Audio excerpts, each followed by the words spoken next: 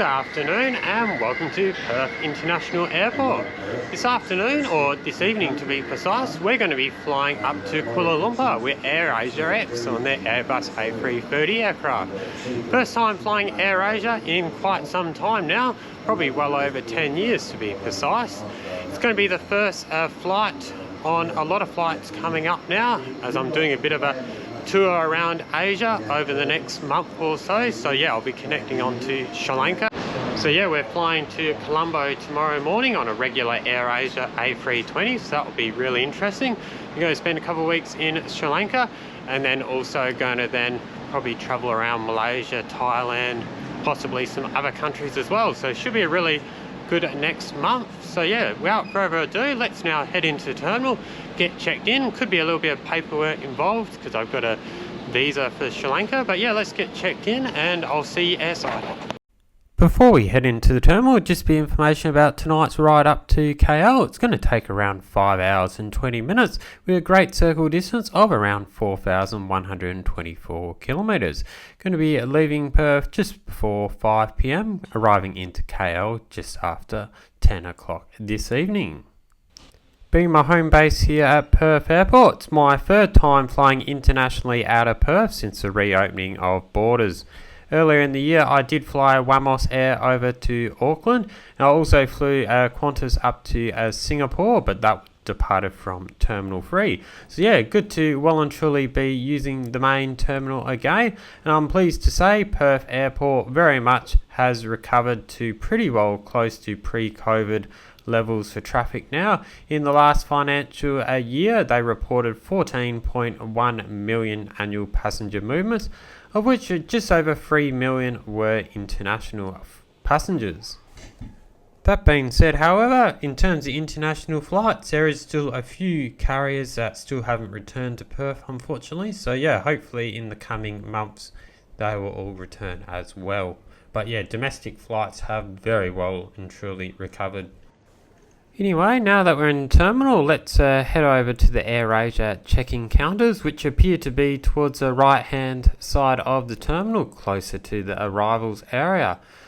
Unlike my flight with Wamos Air and a lot of the airlines here, you can't use the automated facilities, unfortunately. So yeah, AirAsia do very much have manned counters. It was a bit of a confusion. The emails I got and the AirAsia Super app seemed to suggest it was mandatory to check in online, but when I tried to do so, it said that was not possible and to proceed to the airport. So yeah, bit of conflicting information here. I'm sure this might have just been related for myself, however, as I was travelling to Sri Lanka, so they probably needed to cite my visa and to also check my bags all the way through, so I'm sure I can understand the reason why. But anyway, we get to the check-in counters a few minutes before the 3-hour opening window for a check-in. Lo and behold, right on the 3 hours, the check-in kiosk open. And only a few minutes later of waiting, I'm all checked through. A quick check of my visa for Sri Lanka, and happily will tag my bags all the way through to Colombo, which is really amazing. Just one thing further I'd like to add when it comes to conflicting information. It's an all too common situation I come across travelling in 2023. So many airlines, so many hotel booking websites, they're all still giving you this very conflicting and out-of-date information in terms of COVID-19 requirements.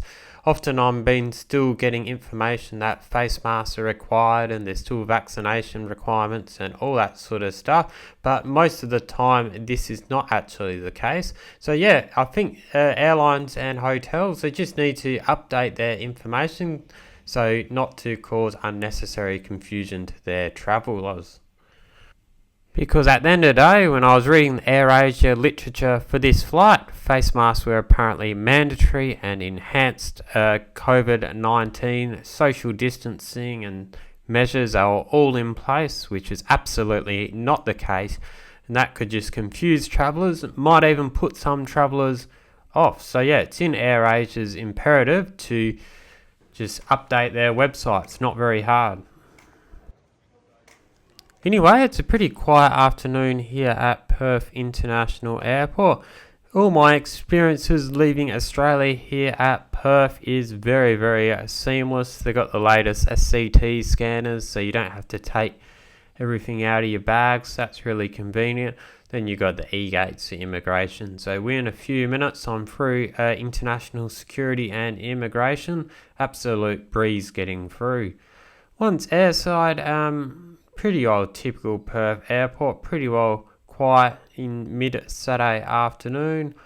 You got your usual duty-free shop that's always sort of open, but yeah, don't bank on all other food and beverage outlets being always open all the time. So luckily enough, once again today, courtesy of Priority Pass, I've got access to the Aspire Lounge. So without further ado, I really like this lounge. Absolutely loved it last time I was here flying before my flight on Wamos Air over to New Zealand. So yeah, let's do the same thing again. Head upstairs and get something to eat and enjoy some amazing views of the Perth Airport runway this afternoon. In case you haven't seen or been to the Aspire Lounge here at Perth International Airport before, once you're through immigration and security, basically just turn right at the duty free and you'll see it immediately adjacent to gate 54. Just got to go up the stairs or the lift up to the next level and there will be the lounge. Your priority pass, your lounge key, even Dragon Pass will get you in. Also, if you're flying business class with certain airlines that don't have their own lounge here in Perth, they'll also get you in the door as well. Also, pay a walk-up price. I think it's around $82 now, or that's reduced to $75 if you pre-purchase online 24 hours ahead of time. Luckily, it seems the lounge is pretty quiet this afternoon, so still going to get a great vantage point up in the viewing terrace, which has to be one of the coolest lounge designs going around, I reckon. So yeah, let's head back to the food and beverage buffet for today. I was informed when I entered the lounge today that with your priority pass, your lounge key, those sort of schemes, you don't seem to get access to premium drinks, so whatever that entails, maybe it's some of the fancier cocktails and that, but there's still plenty of free drinks on the house, including alcohol, so that's no real dramas. Interestingly enough, last time I visited earlier in May, I wasn't notified of this, so I'm not sure if the situation has changed or they just forgot to tell me last time. Anyway, the food and beverage on offer this afternoon, it's fairly decent, although it's nothing mind-blowing. There is no a la carte dining in this lounge. So yeah, this time of day, you've got your usual cold cut meats. You've got a couple more substantial options on offer as well, like stir-fried noodles and that sort of stuff. Then you also got sort of cakes and pastries and fruits and all that sort of stuff. You also got tea and coffee, all that sort of stuff. So yeah, not a bad selection, although nothing mind-blowing overall. In terms of drinks, this is one thing that lounge does really well. Has a great tended bar, also has barista made coffee. Get a wide range of alcoholic and non-alcoholic options, including premium West Australian craft beers and wines. In terms of the premium drinks, which is supposedly no longer included with Priority Pass entry, not sure if this directly entails to sort of cocktails and that sort of stuff, but yeah, you can certainly get cocktails. I'm not sure if any of them are complimentary though. Anyway, my favourite part of this lounge is absolutely the views you get out over the tarmac and the main cross runway here at Perth Airport. And just like that, here's our ride coming in from Kuala Lumpur. That's going to take us back up to Malaysia this evening.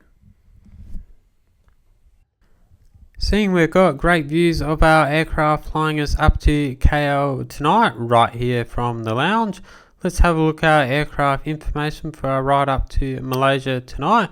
We're flying on an Airbus A330-300 series.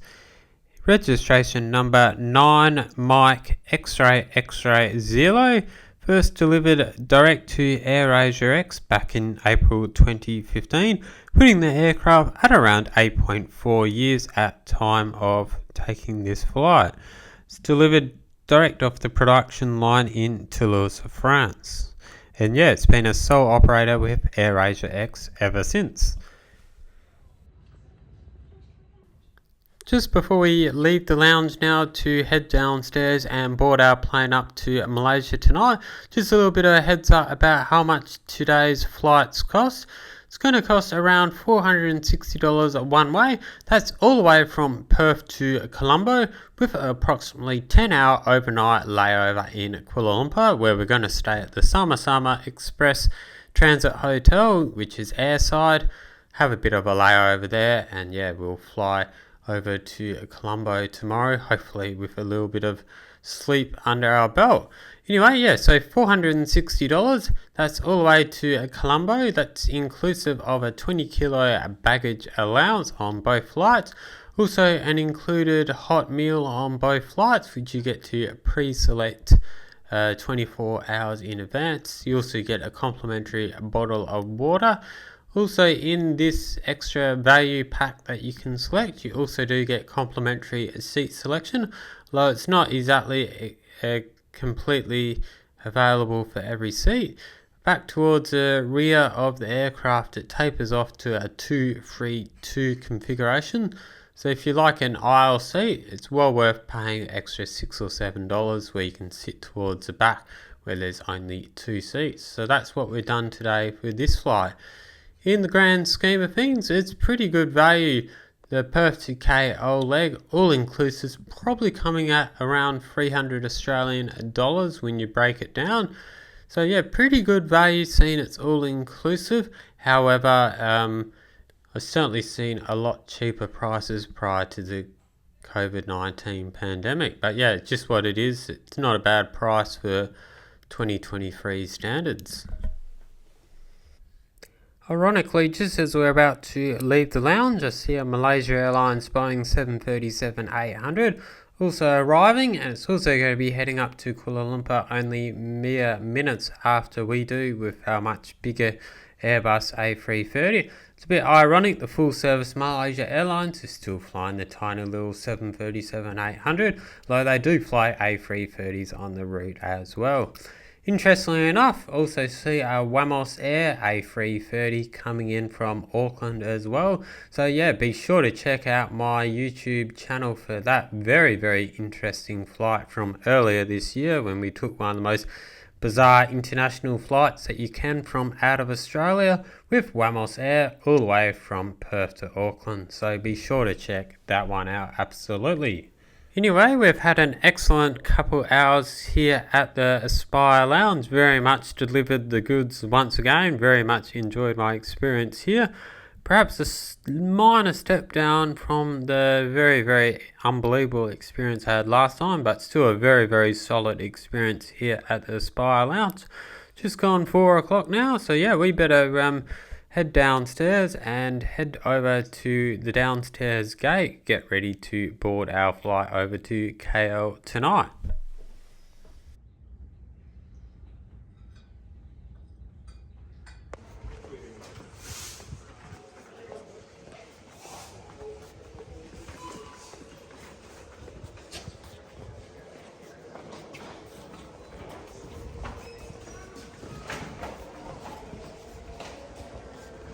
This afternoon we're going to be boarding from a gate 51, which is a newer area of the departures area of Perth International Airport. Can't exactly remember the exact year that the International Departures Terminal expanded, but it was certainly around the mid-2000s, possibly around 2015, which coincided with the building of the brand new Virgin Australia wing of Terminal 1, which is exclusively home to Virgin Australia interstate flights here in Perth. So yeah, it could have been around 2015 or so. I can't exactly remember, but yeah, this time they built new gates to be able to accommodate the Qatar and Emirates A380 services. So yeah, a bit of a walk to the gate today, and then we'll go down further steps to get to the new departures area. Just after 4 o'clock Perth time, boarding is called right on time. One thing I noticed with AirAsia X and indeed AirAsia, they do like to tend to get boarding underway well ahead of time. So yeah, good 30-40 minutes before the flight departs. It's not uncommon for boarding to start being undertaken, as per the case is today. Looks like it's not going to be an excessively full flight, but it's certainly not going to be an empty flight today. So it looks like it's going to be quite a moderate pax load. Do notice AirAsia do tend to have a dedicated boarding process. They do like to board in groups, and in theory at least board the back of the plane first before the front of the plane. So yeah, just take note on your boarding pass what boarding group or what boarding sequence you will be a part of.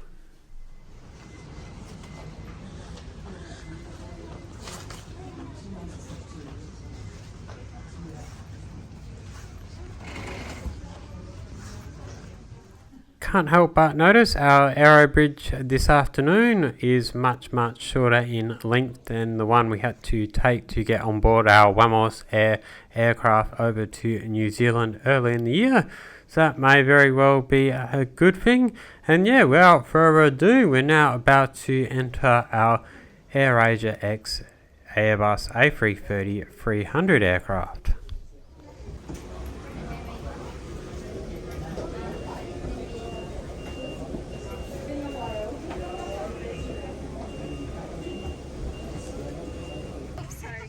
And just like that, welcome aboard our Airbus A330-300 AirAsia X aircraft taking us up to Malaysia tonight.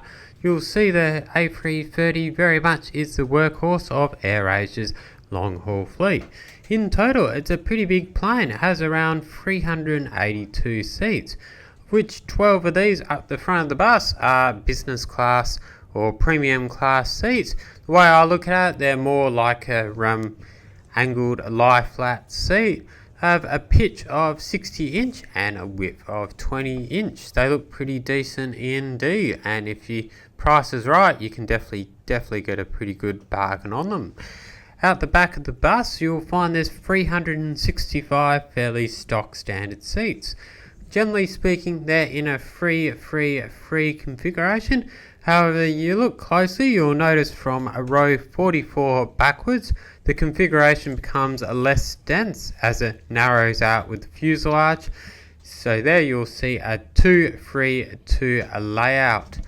AirAsia generally do charge another $6 or $7 more on whatever your standard seat selection fee was for these seats. But yeah, as I have done today, I can absolutely recommend they're well worth doing. In other words, the economy seats themselves have a fairly respectable seat pitch of 32 inch and have a width of 16.5, which in my opinion is not too bad at all for a budget carrier. In terms of the seats themselves, they're a fairly stock standard black leather seat. Pretty comfortable to be honest, and as I alluded to before, 32 inches of seat pitch is pretty darn respectable, especially for a budget carrier. You also get a moderately adjustable headrest, which I think is pretty darn decent. Most budget carriers wouldn't even have these, so really hard to complain. Even better, even despite only being towards the back where there's only 2 seats on the window, I end up with a spare seat next to me free. So yeah, this is going to be a really comfortable flight up to KL, I think, tonight. Without further ado, as I know I've already had plenty of commentary to say about our AirAsia experience before we're even taken off, what better time now to just sit back, relax, enjoy our taxi out to the Perth Airport runway and ultimately our takeoff out of Perth this late afternoon into the beautiful West Coast sunset. It'll be a great takeoff out of Perth tonight. We'll pass by the Perth CBD, then out along the Swan River before taking a right hand turn before we travel in a northerly direction up along the Indian Ocean coastline and well and truly on our way up to Malaysia tonight. Once in the air, I'll then give my thoughts and opinions of the in-flight service and some of the other features, amenities and the service on tonight's flight.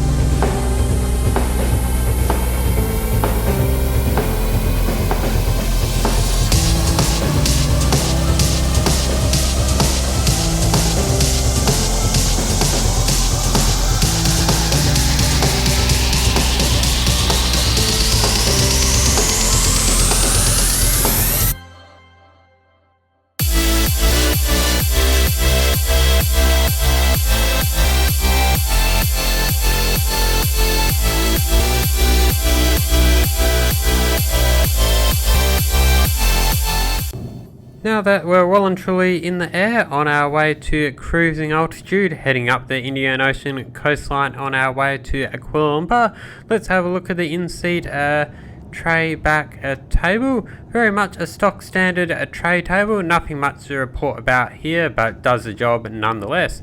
In the seat pocket you'll find a variety of literature items, obviously including the in-flight safety briefing card. Also you got a variety of different menus. You got the main Santon menu, which is for food and beverage. You also got a duty-free menu and a separate, more discreet onboard bar menu. And you can also buy a variety of duty-free items and AirAsia branded merchandise.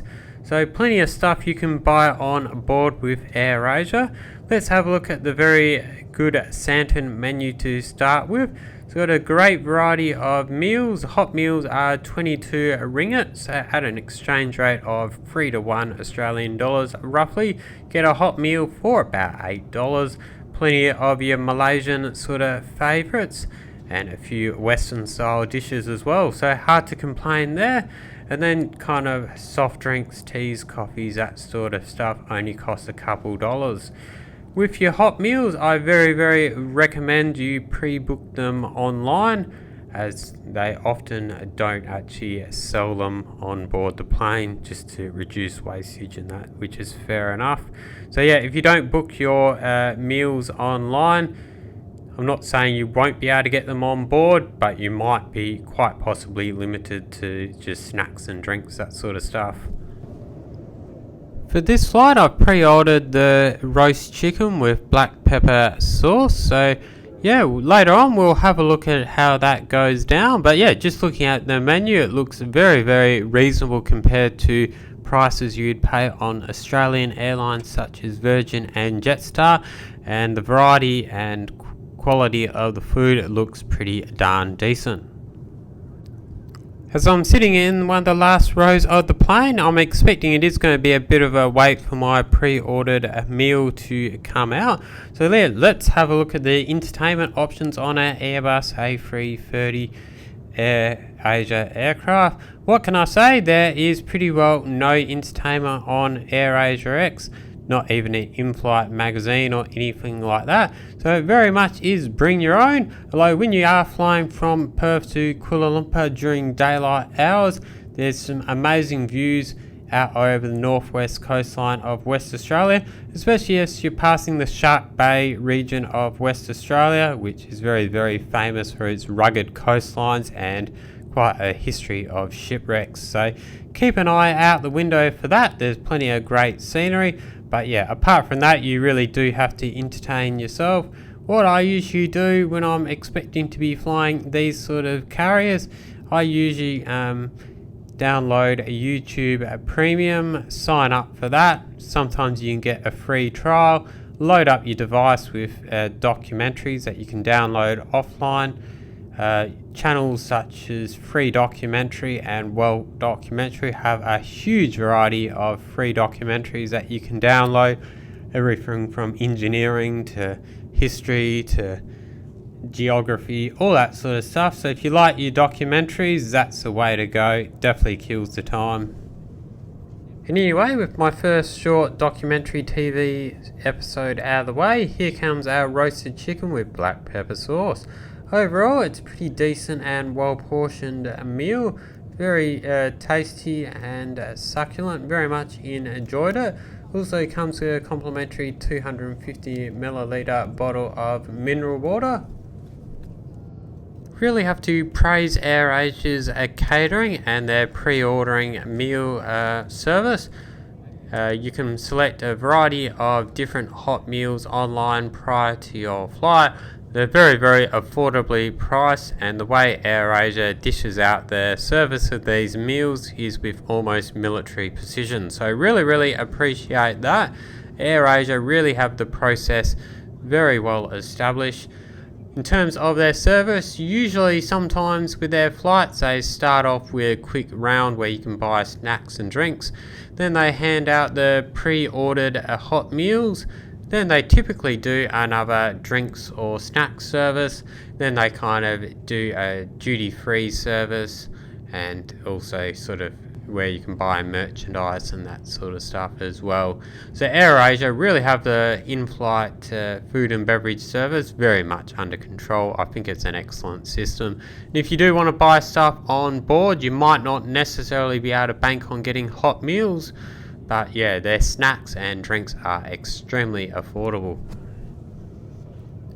Generally speaking, on AirAsia long-haul services, unlike the sort of services operated by AirAsia Malaysia on regular A320s, you can, generally speaking, buy alcohol. It's a pretty small menu. It is a discrete menu on a separate sort of card, but yeah, you can get beers. Generally speaking, it's Tiger or Kirin, 15 ringgit for one can, or about $5. Though you can get free for 40 ringgit, or around 13 Australian dollars, which is very reasonable, and they can serve it up all free at a separate time. So very reasonable. You're literally getting free for the price of one compared to what you'd pay on Virgin or Australia back home. So very, very reasonable indeed. And just like that, the sun is now set, and that means we've well and truly left Australia behind, and we're cruising out over the Indian Ocean, somewhere between Australia and Java, Indonesia. What more can I say about the flight? It's been a very, very pleasant yet uneventful flight tonight. The crew have been really, really hard working, and the pre-booked meals have been really good, and the food and beverage menu is extensive, cheap and cheerful. All I can also say is how much I am thankful for having loaded up my MacBook with documentaries on YouTube prior to this flight, as this has really provided a good form of entertainment, helping to kill the hours as we fly over to KL. And just like that, we've quickly overshot Singapore behind us, and we're now flying over the Straits of Malacca. See a few lights of shipping down below, and that means we're not too far off commencing our descent into KL International Airport late this evening. So what better time now to just sit back, relax, enjoy our evening landing into KL. Once we're on the ground at KLI2 terminal, I'll then offer my final thoughts and verdict on this evening's AirAsia X experience.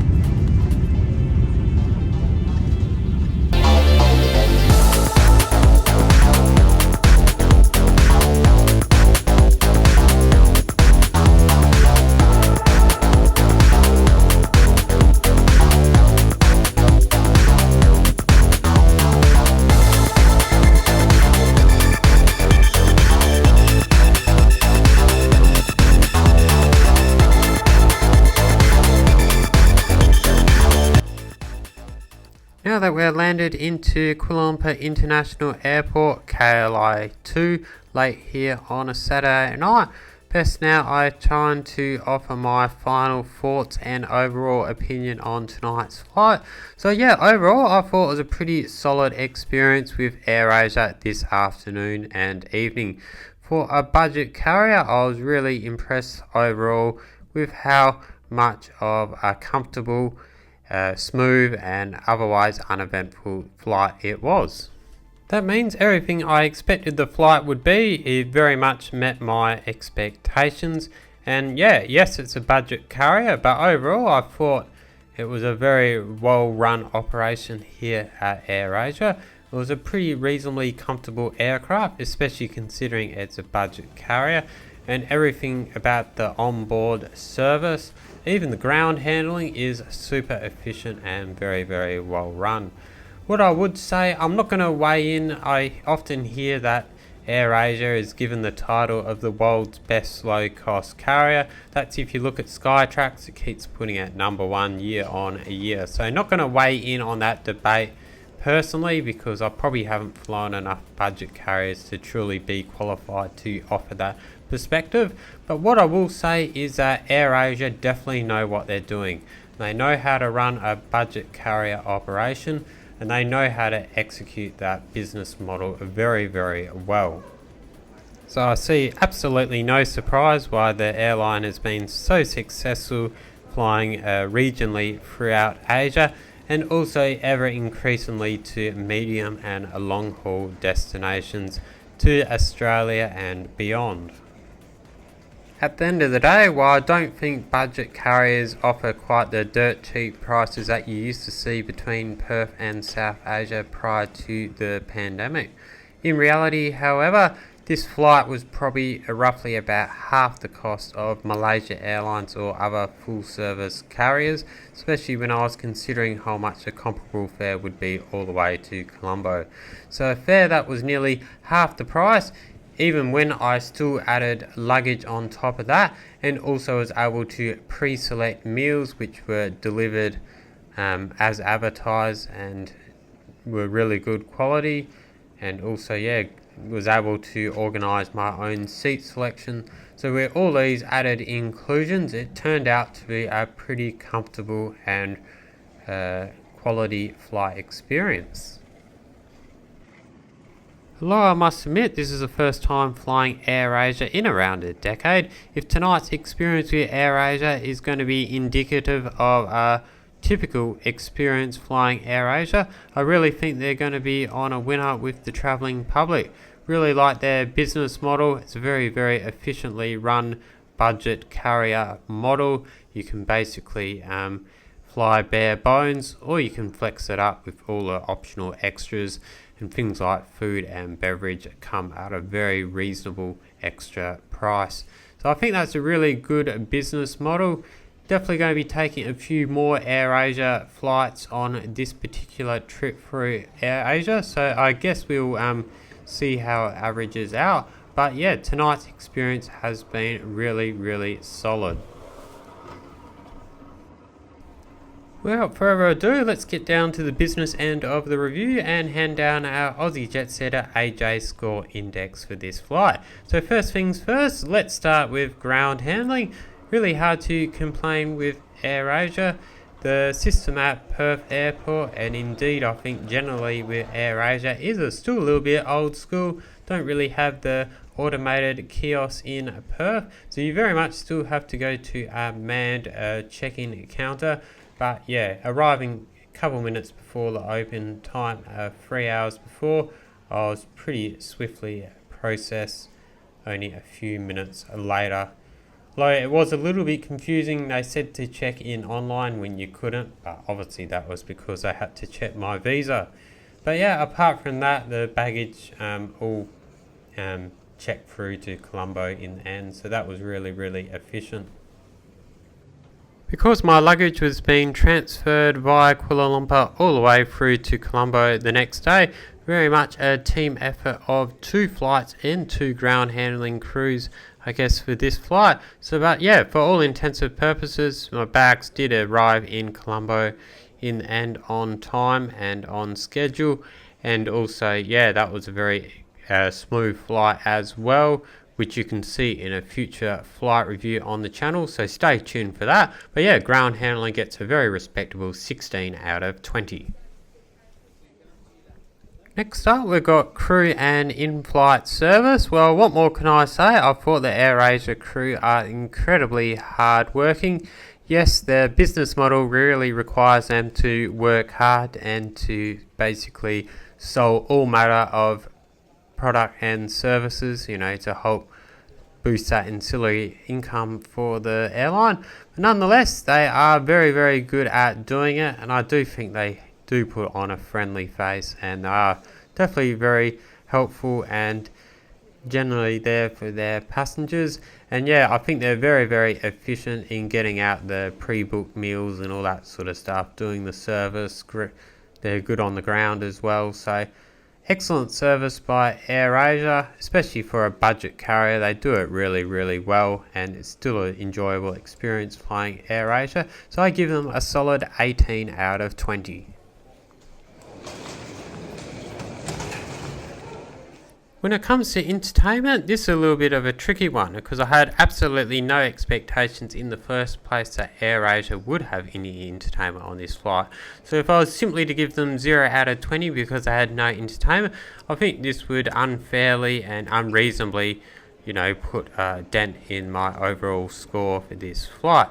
Did, however, note that there appears to be some sort of AirAsia Wi-Fi which may provide some sort of a few limited sort of entertainment options through an app or something like that. Obviously advertising supported and that sort of stuff, but it didn't seem to work on this flight, and I'm not sure how far it's being rolled out across the fleet. So yeah, maybe AirAsia can expand this a little bit more. Maybe they can, make revenue through advertising or something like that. So that's probably saying AirAsia can look out to explore expanding that service. But yeah, pity not. I brought my own MacBook. I loaded it up with documentaries. I downloaded offline through YouTube Premium, so I stayed very much entertained during the flight. So yeah, if you do yourself a favor, bring a few tricks, load up your device. You're not going to go bored on this flight. So I think I can very much safely, maybe not award the airline, but I can award myself 15 out of 20 points in terms of entertainment for this flight. Next, in terms of the condition of the aircraft and the seat, it was a very stock standard Airbus A330 aircraft, flying quite a few of these on medium haul routes and also cross-country routes out of Perth before, so nothing really new or exciting for me. But yeah, the aircraft was only about 8 years old and it seemed to be kept in a reasonably good condition. Leg room was surprisingly generous for a budget carrier, and I appreciated the features of the seat, made it a surprisingly comfortable seat, especially where it tapers off to a 2-3-2 configuration towards the back of the plane. So yeah, I give them a solid 15 out of 20.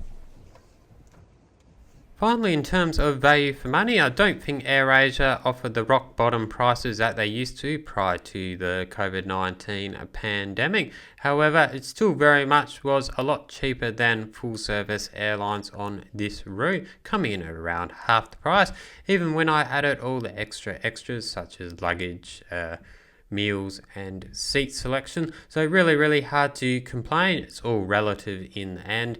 Probably was around $300 a component to KL, and overall it cost $460 to Colombo. So yeah, probably would have been able to fly a full service airline for that price prior to the pandemic, but it is what it is. It's very reasonable in 2023 terms. So yeah, for value for money, I give the airline a respectable, once again, 15 out of 20. Overall, in handing down my Aussie Jet Setter score index for this flight, comes in a very respectable 79 out of 100. So yeah, especially considering it was a budget carrier, it was a pretty reasonable and enjoyable experience up to KL tonight. Very uneventful, very smooth in the service delivery, and yeah, it was a reasonable flight overall. Minimum of fuss, and my expectations were well and truly met. Overall, very well done AirAsia. It's a great experience tonight. Hopefully tonight's experience is very much indicative of what AirAsia is going to be like on the several more flights I'm taking with them on this trip over Asia in the coming weeks.